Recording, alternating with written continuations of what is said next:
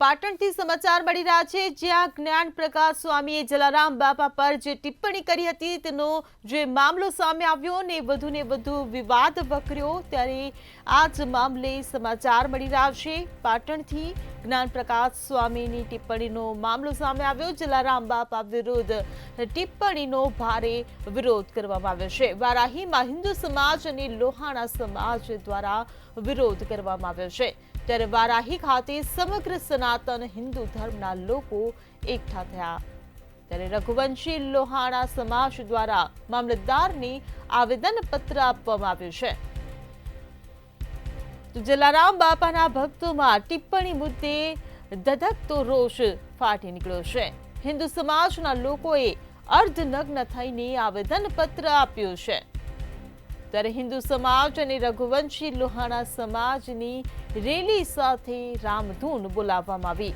બસ સ્ટેન્ડથી rally કાઢીને મામલતદાર કચેરી ખાતે વિરોધ કરીને આ રેલી પહોંચી।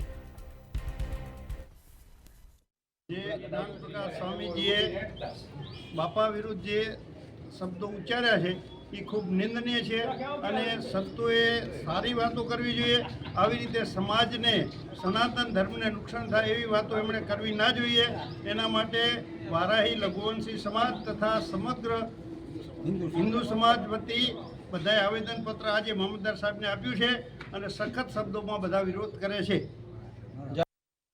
ओके आदि अमो समग्र सनातनीओ तथा रघुवंशी समाज वाराही અને સાતલપુર તાલુકો સ્વામી જ્ઞાન પ્રકાશ જી જે સ્વામિનારાયણના સંતે સુરત આમરોલીમાં પૂજ્ય જલારામ બાપા વિશે ખોટી ટિપ્પણી કરી, બિલકુલ ખોટી વાર્તા ઘડી અને તમને કહું સમગ્ર સમાજ સનાતની સમાજનું જે એમ કે અપમાન કર્યું છે અને એ અપમાનના દુઃખને કારણે અમે આજ રોજ મામલતદાર કચેરી વારાહી ખાતે એ વિષયનું સખત વિરોધ કરતો આવેદનપત્ર આપ્યું છે।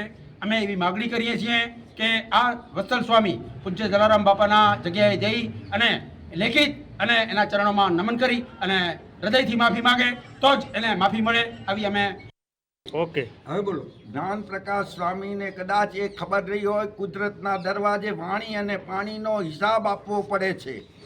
એમણે જલારામ